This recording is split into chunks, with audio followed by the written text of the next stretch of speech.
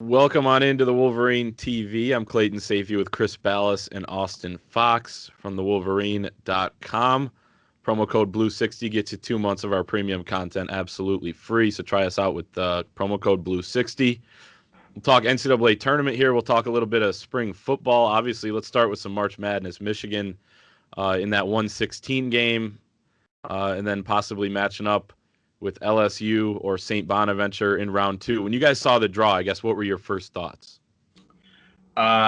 Pretty much what I expected, right? That they're going to get the last number one seed, and they kind of limped into the postseason. And then you start breaking down all the matchups, and you read about all these teams, and all the fan base starts getting the white knuckles. Oh my God, they're all nervous about. Well, Texas Southern can get to the rim, or Mount St. Mary made 12 threes in a game, and so on and so forth. So let's put it this way: you better not lose to the one seed. I understand what happened to Virginia. That just can't happen. I do think that people are lending too much. They're giving too much credit to LSU for their game against Alabama. It's recency bias, right? And you have to look at the whole body of work. And yeah, they played Alabama tough, but this is a team that's 125th nationally, I believe, in adjusted defensive efficiency. So that should solve your offensive woes if you're doing things right, even without Isaiah Livers. So, in my opinion, I think St. Bonaventure's got a pretty good opportunity, a pretty good chance to beat LSU in round two, and then it's a crapshoot. I think I'm picking them to lose in the Sweet 16 because they don't have Isaiah Livers, but I really want to see the chess matches here, and that's one thing. No disrespect whatsoever to Juwan Howard, but he hasn't been a head coach that long. Michigan had one of the best in the business in the postseason, and John Beilein. So this is where you earn your money. It's going to be harder, obviously, without Isaiah Livers, but I think this is a Sweet 16, maybe an Elite Eight team, and then it's going to be tough after that, guys. Yeah, I wasn't one bit surprised that Michigan got that last one seed. I think most people expected them to. I do like their chances as well if they advance to Monday against either an LSU or St. Bonaventure. LSU has 9 losses on the year in a bad SEC conference, and I think they're somewhat poorly coached under Will Wade because he's brought in an immense amount of talent in recent years for all the wrong reasons. But regardless, they've underachieved to a degree, I think, this year. So I could see, without a doubt, Michigan getting by that game. A potential Florida State matchup in the Sweet 16 would be difficult, but this is a Florida State team who's 6-4 in their last 10, depending on how much stock you want to put into how teams have been playing lately. So as a whole, I do like Michigan's region. I think Texas as a 3 is fairly weak when considering how inconsistent Shaka Smart's teams have been, but it's hard to pick Michigan to make it to the Final Four with the Isaiah Livers injury, but with that being said, I still think they can do it. I don't think there's any dominant team in the region or anything close to it that they can't beat. So I have Michigan losing to Alabama in the Elite Eight. It's funny when you said Monday night, Austin. I forgot the schedule was all mixed up. I was like, Monday night, wow, all the way to Monday night. But yeah, the weird schedule. They'll be playing this Monday night, assuming they beat the 16 seed. I'm actually kind of one of the people a little worried about the LSU game. I think that when I look at their roster, they have 2 guards that are 6'4" guys that, Eli Brooks and Mike Smith. They got a few inches on those 2 guys, and then a stretch big that can kind of hit shots from outside. So I'm a little worried they could lose that game. I don't think they will. I actually have Michigan getting out of this region because when I look at the draw, Florida State doesn't scare me a ton.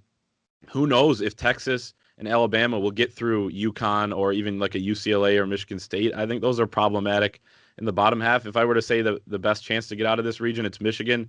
I wouldn't be surprised, though, if it were any of the Florida State, Texas, or Alabama teams getting out of there. How are they going to make up?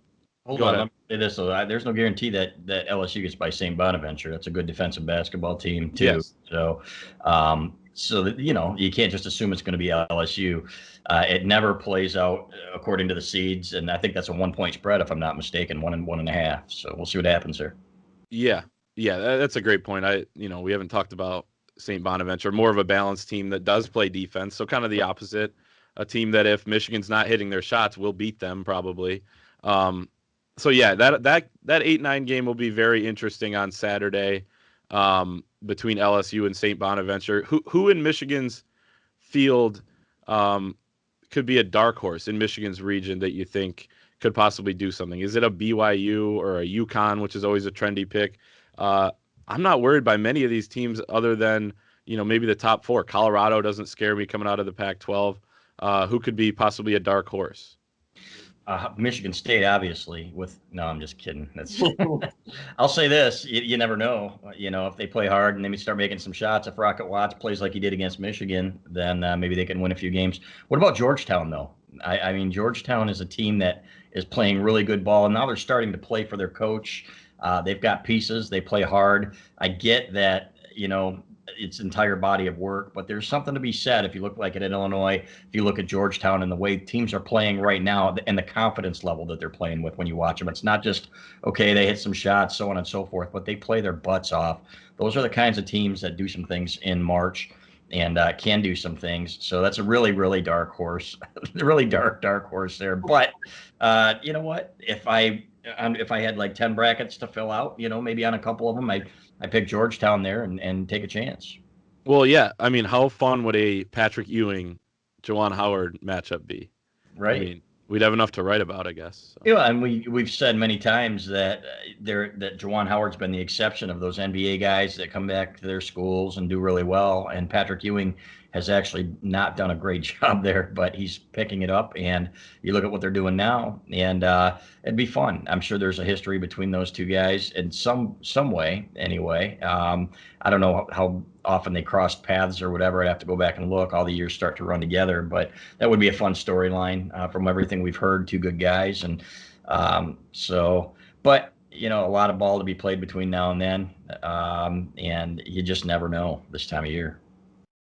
Georgetown over Colorado is my upset special in the first round. I think Colorado's pretty weak as a 5 seed. Like you said, Georgetown's playing by far their best ball of the year, even though they're only 13-12 on the year. But as far as a dark horse in this region, I guess I would give a slight nod to BYU as that 6 seed. They obviously get the winner of the Michigan State UCLA game, and then I think a winnable game against Texas, assuming Texas beats Abilene Christian in that second round. But there's no major dark horses who I could see really making a lot of noise and potentially advancing to the Final Four. Clayton, you talked about UConn a little bit as a 7 seed. We've seen them do it so many times in the past. They were the 9 seed in the 2011 Big East tournament before winning 5 games in 5 days and then winning the national title as a 7 seed, the second lowest ever to win the NCAA title behind 1985 Villanova as an 8. So I guess UConn or BYU would be my 2 picks, but I don't see either of those teams potentially making a Final Four or even Elite 8.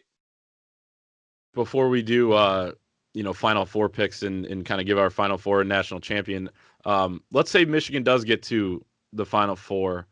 What are they going to need to do to kind of replace Isaiah Livers? You can't replace him, but other things can happen to get your team up to that level again.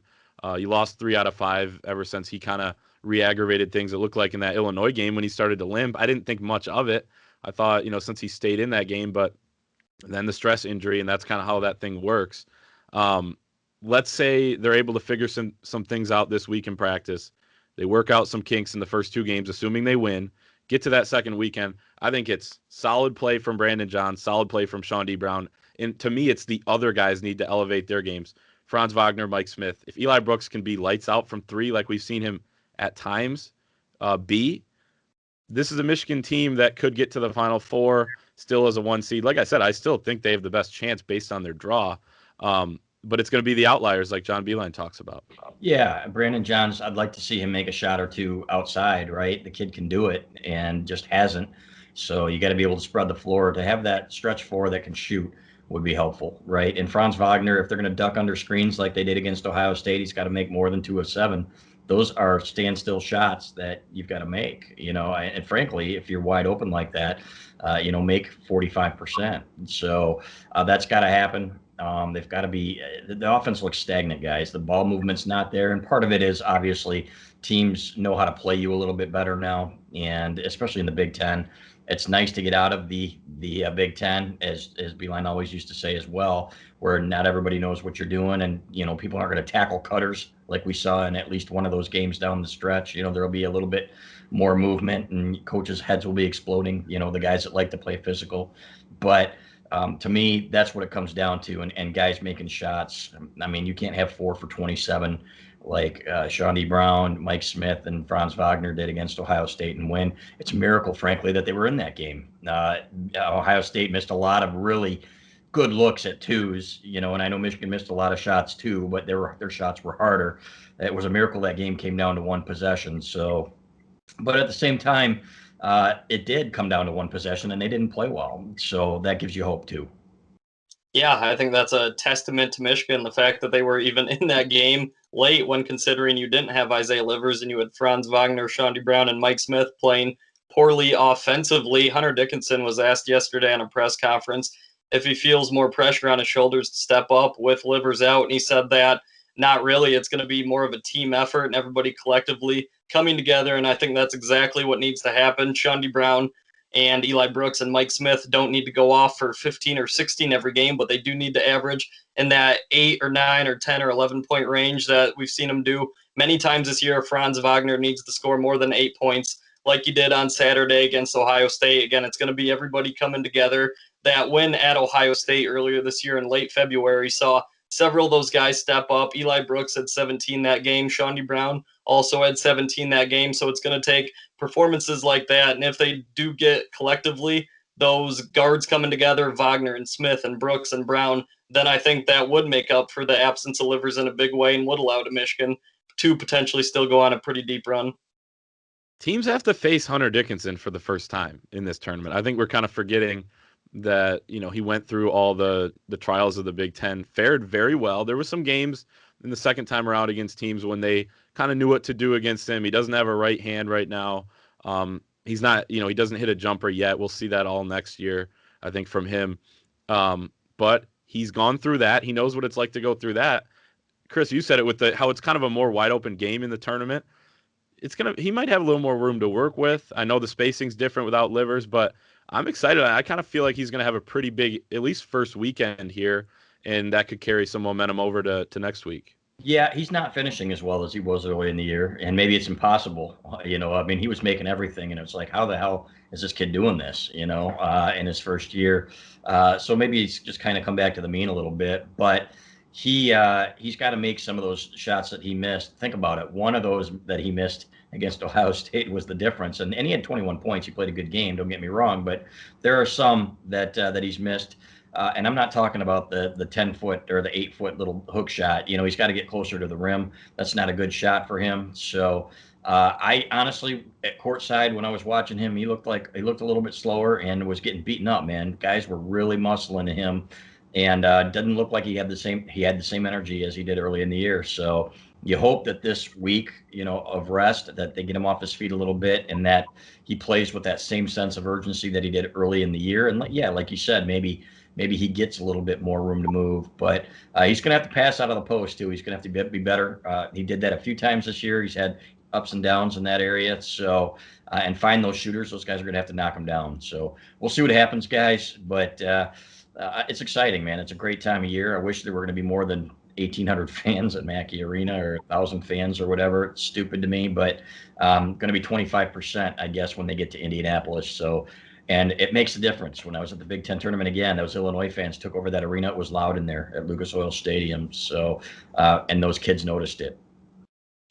There was a stretch earlier this year where it seems like it was a surprise when Hunter Dickinson would miss a shot. I think it was mid-January, maybe even late January yet, and he was still shooting 70% on the year. That number has dropped.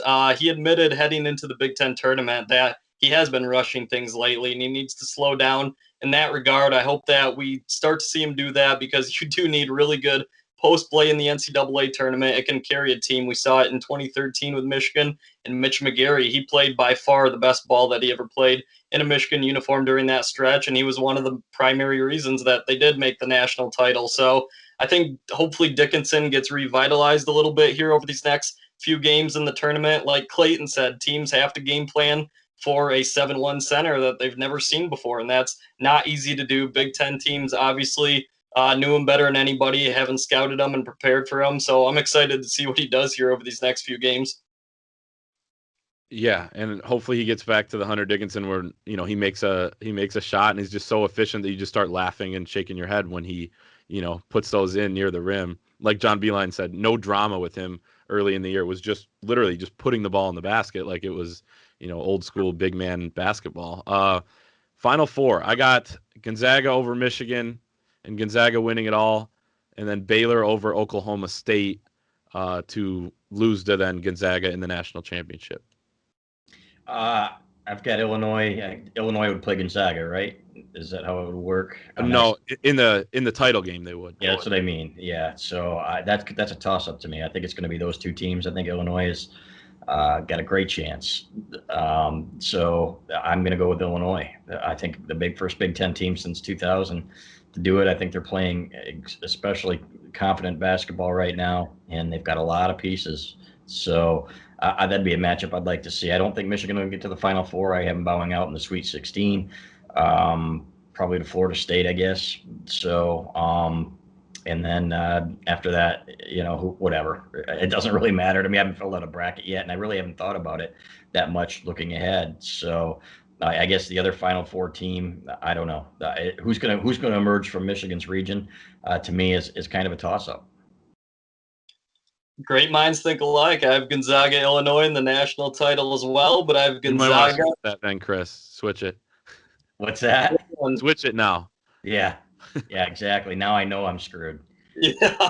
It's like Dick Vitale or an ESPN analyst picking Michigan, then they're screwed. But I have Gonzaga over Illinois in the national title. I have Gonzaga, Alabama in the Final Four. Ohio State, Illinois on the other side in the Final Four. If Illinois wins it all, like Chris said, obviously they would be the Big Ten's first title in 21 years since Michigan State in 2000. But prior to that, no Big Ten team had won it all since Michigan in 1989. So the drought needs to come to an end. We'll see if Illinois can pull it off. But as of now, I'm picking Gonzaga as my champion. There you go. Gonzaga, one Illinois pick. Certainly the favorites. It feels like those are the popular picks. But it is going to be super fun. We'll do it next week before the Sweet 16. And for Michigan's sake, you hope that they're there and that they figured a few things out, and playing without Livers. And it'll be interesting to see what happens this weekend, but it'll be fun regardless. Let's talk about spring football a little bit. Been pretty quiet. I think a lot of that is because of, one, Michigan basketball being so good. Two, they started so early with this spring football. And like Chris, you've reported they're doing a 2-week break here in between the third week and what will be the final 2 weeks of practice. They've gone through 9 practices so far. We got Josh Gaddis on a press conference yesterday.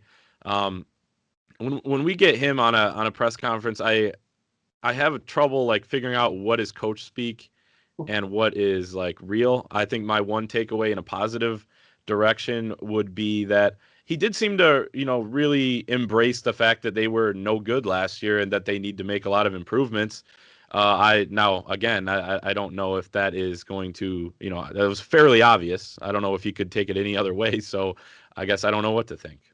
Well, he did say that, he ran the ball at a 4.6 yards per carry clip. And I'm thinking, okay, man, that's, you can find any stat to say we weren't that bad. But I just wrote a story. I think they're 118th in the country in runs over 10 yards.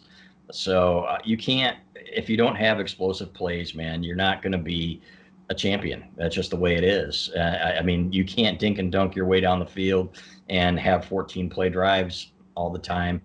That's, any old school defensive coordinator would say, that's a great recipe for success for us. Make these guys drive the field. Something's going to go wrong. We're going to get a stop at some point if they have to go 12 to 14 plays to score. So, and that's the disappointing part. So to me, the big question marks are at quarterback.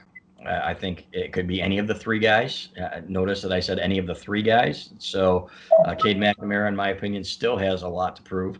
So he wasn't great in practice last year. He had one great game against Rutgers. We've seen great games from John O'Korn. We've said this many times, against Purdue, against, Brandon Peters, against, I think it was Rutgers, right? So I think I'd throw Austin Fox out there and take my chances against some of those Rutgers teams. So, but flat out, they need to be better. The design needs to be better. They need to, the best offenses have patterns where, okay, plays are being set up to set up other plays and drives and so on and so forth.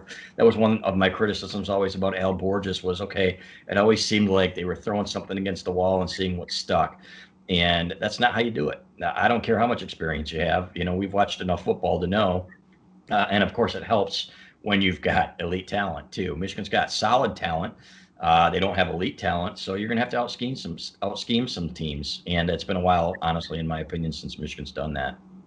I think Austin Fox potentially playing quarterback against Rutgers would go a lot better than a lot of people think it would. But my biggest takeaway from Josh Gattis' press conferences are how long-winded his answers are and how much he says in a short amount of time. That guy talks as fast as anybody I think I've ever heard. Someone asked him what his chemistry is with Sherrone Moore now that the two are splitting the offensive coordinator duties. Obviously, they're co-coordinators now. He raved about him, but I guess what else is he going to say? In that situation, he said the two have known each other for a long time. It's been going great so far. He hyped up Matt Weiss as well, the new quarterbacks coach. But again, of course, he's going to do that. The more I read about Alan Bowman, the more I'm starting to think he might win this starting quarterback job. He threw for over 5,000 yards at Texas Tech and completed 67% of his passes. I think he's going to be a pretty big upgrade for this quarterback room, even if he doesn't win the starting job.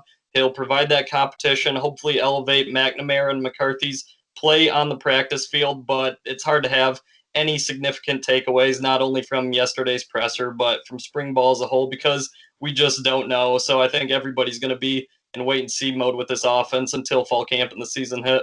And I want to say something and make something perfectly clear here. This is Josh Gattis' offense. This has been Josh Gattis' offense. We've heard so much BS. Well, Jim Harbaugh's got the handcuffs on him and so on and so forth, and he's babysitting him. Josh Gattis would tell you 100%, I can guarantee you that that's not true, and we have never said that. We have always said this is Gattis' offense. We have not said anything to the contrary. So it's going to sink or swim with him. He's the guy that's designing it. He's the guy calling the plays. So yes, he gets some input, but this is his offense. So period, end of story. And it's up to him now to make these improvements, because last year was abysmal. I would rather have had 4 root canals in a row than watch some of the games that I watched last year with that crappy offense and on top of that crappy defense. That's not Michigan football, guys.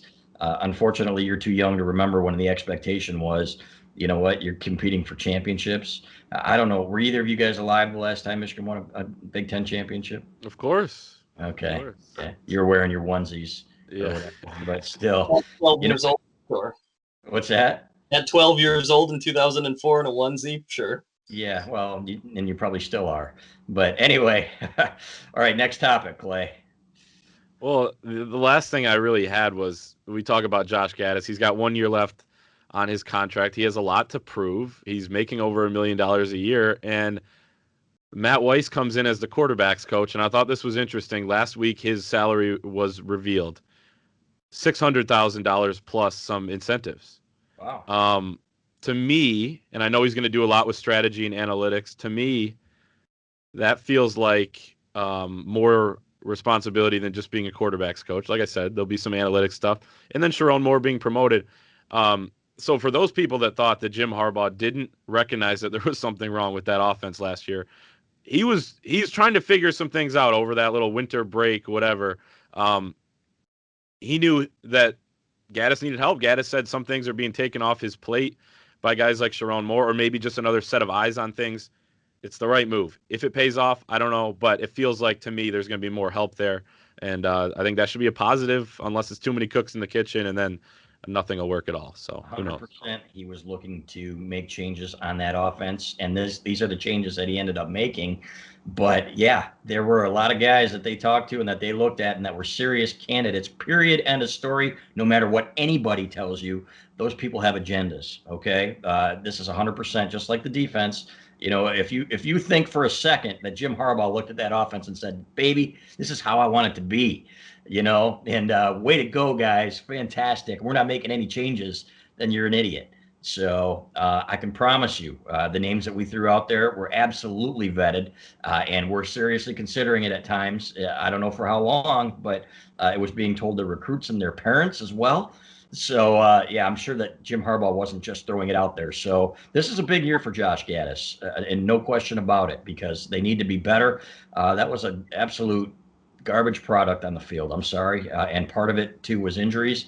But, offensive line, you had, they were rotating them in, and it was tough. And it's going to be tough to win that way. But at the same time, you know what? They put all their eggs in that Joe Milton basket. That didn't work out. That's where it starts. They got to get better quarterback play. I don't care who it is, but it's well past time that you get that guy in there that can lead you to a Big Ten championship. Gaddis has been here for 2 full seasons, and his offense has played well for basically 1 month, and that was November of 2019. That's obviously not acceptable. I realize they had injuries on that side of the ball last year, but there's still no reason that the unit should have been as bad as it was. Harbaugh obviously realized things needed to be changed, but who wouldn't realize that after last season's disaster? He's made the changes, but I think he's done similar things in the past after that 17 season, after the 19 season to a lesser degree. So Harbaugh's made changes in the past. He's realized things have to be changed in the past as well. But honestly, I don't mean to sound like a pessimist, but I'm not optimistic that these changes this time around either will be enough to get the job done. Yeah, I think that's fair. Anything else on spring ball from either of you guys? I don't give a crap what comes out of spring ball anymore. You know what? It's nice to hear, that so-and-so is looking good and so-and-so threw a nice pass without being there and without knowing the situations, who's covering a guy that, ran for caught a 99-yard touchdown pass. Did he do it against, the fourth string scout guy? Whatever. Well, even last year when you start hearing about what the plays Milton and Roman Wilson, all these guys were making, it's like then we realized how bad the defense was. 35 points a game, baby. Everybody's scoring on this defense. So, so I am in wait and see mode, full wait and see mode. And the biggest concern to me is pass rush, defensive line, and linebackers. I don't know if they're going to be able to stop the run. If you can't stop the run, you're going to be in trouble. I don't care how well coached you are or what your scheme is. So who are the guys that are going to plug up the middle? Chris Hinton was just okay in that role at best last year. Donovan Jeter was on roller skates half the time. Aiden Hutchinson coming back will help. But who's getting to the quarterback, guys? You tell me. And, and then between that and the question marks you have on offense, to me, this is a 7-win team. But you're paying this coach a lot of money to be better than that. So the expectations aren't going away. So let's see you get a couple of wins. Everybody talks about all the talent and how well they recruit. But you know what?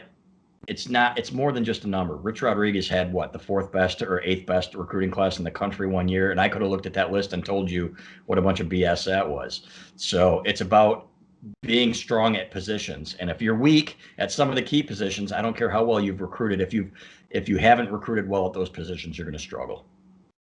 Yeah, the narrative has seemingly been the same every spring. We hear about guys who are standing out. Mike Sainer still was a hot name the other year. Donovan Jeter. Then these guys go on to really not do much during the regular season. We always hear about how much energy there is. They're talking about that once again this spring, how the new coaches have brought in ton of energy. I'm immune to it at this point. I don't put any stock into it, and I don't see why anybody would at this point, when considering that very little of it actually comes to fruition during the regular season.